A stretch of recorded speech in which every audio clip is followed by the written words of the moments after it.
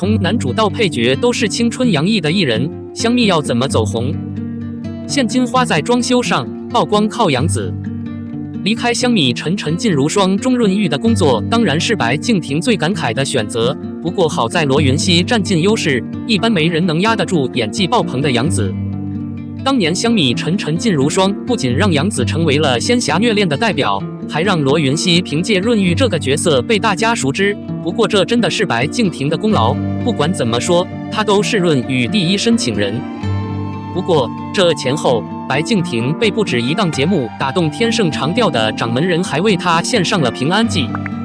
前者是不偏不倚的千古传奇虐恋，后者则是大腕集结的老套路。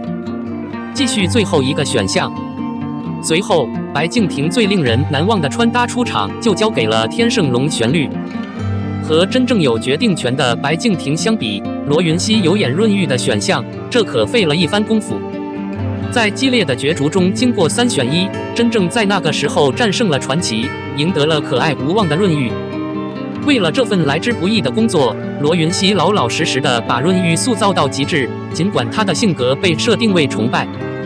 不管怎么说，阴谋男2号对传奇女强人来说都是一种阻碍。然而润玉的遭遇让人无法忍受，他被父亲遗弃，被天堂君王折磨。明明润玉和锦觅是有婚约的，旭凤却插手拥抱美好。虽然后来他利用冠军得到了水神的帮助，却同样对他的弟弟旭凤狠下心来。恶毒的手，但不幸的源头是由天堂的统治者和天堂的君主带来的。若不是君主虚弱，也不会有润玉的母亲因育而被极乐天君所杀。大错特错，后来在掌权期间，他真的是为锦觅着了魔。总之，为了他什么都可以不做任何伪装。可惜，我最终还是输给了旭凤，自始至终都与众人隔绝。罗云熙演绎的润玉，着实让人难以安定。香蜜的3亿利息去哪了？在传书之前，没有人推进他。CLA 烧掉了很大一部分在媒体上的现金来帮助节目，并要求所有现金都花在了装饰创作上。全剧约有2500个修饰镜头，平均每集400个左右。剧中宛如极光一般的忘川水道，在无尽的小灯光下拍摄，经过后期的强化，变成了精彩绝伦的场景。水路，而旭凤涅槃重生时，更是自由自在。凤凰结构让无数人惊叹。为了推出绝对最好的画面，院长特意打造了一个10万平方米的摄影棚，70%的戏是现场拍摄的，剩下的30%是用点缀来加强的。所以不管艺人走到哪里，背后的场景都是好看又好看，而且这些点缀镜头不管是不是短暂的，都可能需要1整天的时间来创作，尤其是打斗的场景，结局中的恶魔与斗士相见，全团消耗戏外资产。整整烧了2个月录下这一幕，1个月用来构景，1个月用来去除细微差别，美化画面。所以后来传出香蜜每片切出的壳都是等价的到电影屏幕。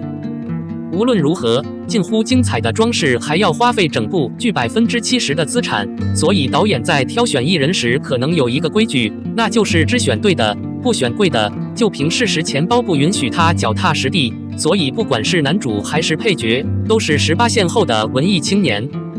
更何况第一本书《香蜜沉沉烬如霜》被直接使用了，这个不合时宜的标题，直接让大量人群望而却步。凭借在媒体上的高知名度，他动用了近50%的知名明星来推动节目。好在香蜜剧情新颖，演技精湛。当他被传达时，他会引爆2018年的暮春。在拍摄香蜜沉沉烬如霜时，社长万没想到冠军锦觅会被恨到连杨紫都不愿演戏的地步。事实上，在放映制时期，主打创意的女1号是有着大众小姑娘之称的关晓彤。她随性而充满活力的性格，与书中描绘的锦觅如出一辙。尽管如此，关晓彤从不避讳拍摄。那段时间，她一直在抓人偶秀，也就是后来和鹿晗合作的《甜蜜暴击》，而香蜜的人设也是2流。关晓彤就趁机决定帮助顶级班级，酋长别无选择，只能选择另一个冠军。筛选了一段时间后，他将目光锁定在事业上升期的杨紫身上，并及时打电话给他考察合作。好歹杨紫刚刚完成了《白蛇传》的演艺工作，拍完这部片子之后，他心里格外的忐忑。我愿意接受旧装幻想。连续2部电视剧演出服装秀会给人一种被冻结的感觉，这可能会限制表演的方式。尽管如此，酋长说服他在做出回应之前仔细阅读原件。这种影响真正激发了杨紫的优势。看完小说后，他被故事深深吸引，第2天就答应了局长的工作。不得不说，杨紫真的是神来之笔，无论是前期憨厚妩媚的小葡萄，还是后期沉静绝望的心境，一个个都很棒。被剥光之后，锦觅对旭凤的情谊涌了出来。那一声凤鸣惨烈，追剧的网友纷纷感叹头皮发麻。香蜜沉沉烬如霜播出后，观众也有趣的觉得老假人秀的冠军也很有可能是演技派，所以这部剧化之后，杨紫彻底甩掉了不叫的名字作为童星出名，她的知名度随着她出色的演技而飙升。02陈道明在《观察不止2》中不演戏，肖战和李沁估计也没有出现。第一个演员，观察余年其实是一部很有趣的正经节目。自2019年播出以来，在网络上引起了巨大反响，因此网友们都对后续的播出充满了期待。尽管如此，本土剧集的衍生剧通常存在改变主要工作的问题。通常，观众最近已经适应并认可了一群艺人，但在接下来的时间里，他们被新面孔所取代，导致第2季或第3季录制了大量戏剧。在这个季节，非正式的交流会减少。此外，网友担心《观察不止2》也会出现这种情况。目前，网友们的担忧得到了解决。据曾在《庆余年》中饰演清君的陈道明工作人员表示，陈道明将不会再参演《庆余年2》。庆余年居然没有庆，还能叫这个名字吗？消息一出，顿时让无数吃瓜网友惊呆了。明明已经同意了第1部的演员就可以出演了，为什么就这么确定的换了？此前有媒体问男主转若云会不会是第1部，他说应该的。还有央视6台的报道，张若昀同样表示第1批可能会在。不管怎么说，其实清君陈道明退出演艺圈，严冰云肖战被换下，就连鸡腿小姐李沁也再也不会出现在《观察不止2》中了。没有这些灵符，《观察不止2》真的值得期待吗？事实上，如专家早有预料到肖战会被换下。综上所述，肖战在录制《观察不止》时，也只是一个默默无闻的文艺青年。跳上一流，还有要不要再做配角？以他现在的总资产，《观察不止2》的组应该很麻烦吧？如此一来，肖战严冰云的工作被顶替是典型的。然后就是鸡腿小姐李沁了。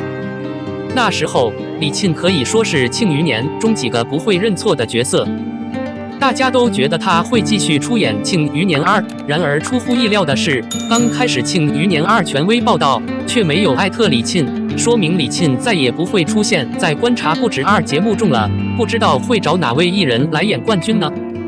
对于陈道明，据悉当年《观察余年》组欢迎他出演清君时，陈道明并不是特别愿意。然后据说是看中了张若昀爸爸张健的身材，而这部剧中的青青一开始就是参照他创作的，所以陈道明在开头的片段里并没有太多出场以亲情为代价过来玩。现在张若昀和他的老爸科长都退学了，陈道明也不会来参演那种心态的超越岁月2也是情理之中。尽管如此，没有清君陈道明、鸡腿小姐李沁、严冰云肖战，我相信很多人都会说他们的失败。总之，这是一个续集，基本艺人应该回归一部衍生剧。另外，陈道明、李沁、肖战饰演的角色肯定是《观察不止》中最受喜爱的角色之一。没有他们2个，目前还不清楚张若昀一个人就能扛起《观察不止2》的重量。不管怎样，有网友表示，或许没有这对艺人，球队会换其他更合适的艺人。此外，还有网友找王志文、王劲松等男星顶替陈道明的清君，称2人各有所长，可以完美破解清君一职。你如何看待观察多年二陈道明开小差，肖战李沁落空？